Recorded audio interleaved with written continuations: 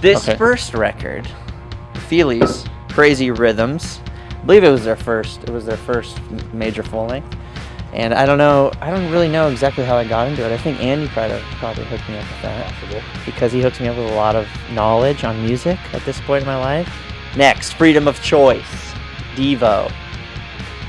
The whole record is amazing, all the way through. Every song's good.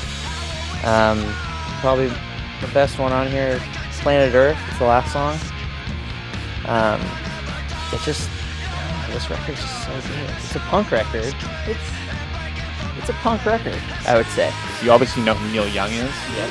Did you know he was a huge Devo fan and he worked with on the film? A bit of tidbit for you there. He does songs for Nickelodeon now, as a lot of people wouldn't know if they're Devo fans. You know, cartoons. It's cool.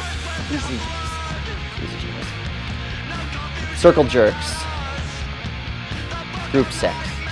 What more can I say? I don't really need to say anything. It's an awesome record. We used to cover one of their songs, Back Up Against the Wall. It's got a little bit of ska uptone thing going on. I mean, as a kid growing up punk rock, yep. Dark Side of the Moon. Oh, my favorite record. My favorite song of all time, Great Gig in the Sky. There's not really much to it. There's a woman on there just belting them out.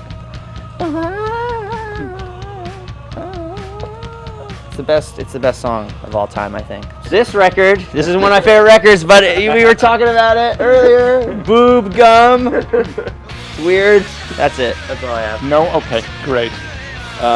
Since we're in Canada, this is the Leonard Cohen. This is his first record, right?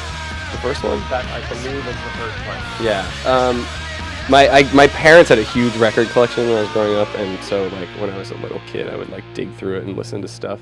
And for some reason, like I didn't even know who Leonard Cohen was, but like this just seemed really cool to me. And then of course, like the back is like a really like iconic image. And like as like a 8-year-old or something, this record just seemed really mysterious to me. So I always really liked it. And then like the older I got, like the more I understood about like why it was really truly great. But this record has always been. I'm actually not buying this. I just picked it up to show you it.